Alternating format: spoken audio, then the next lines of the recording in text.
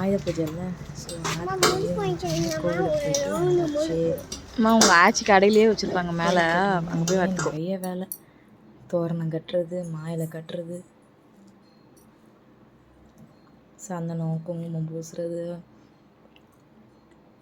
மெயினான ஐட்டம் நமக்கு சுண்டல் பண்ணுறது, அப்புறம் வண்டிக்கு பூஜை போடுறது,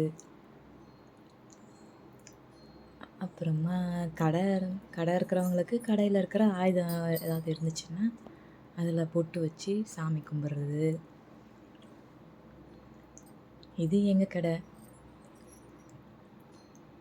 சுண்டல் மெயின். அதுக்குள்ளே யாரோ எடுக்க பார்த்துட்டாங்க. டெக்கரேஷன்ஸ்லாம் சிம்பிள் தான், ஆனால் அதுவும் ரொம்ப நேரம் ஆக்கிட்டோம். நைட் ஆயிடுச்சுல்ல.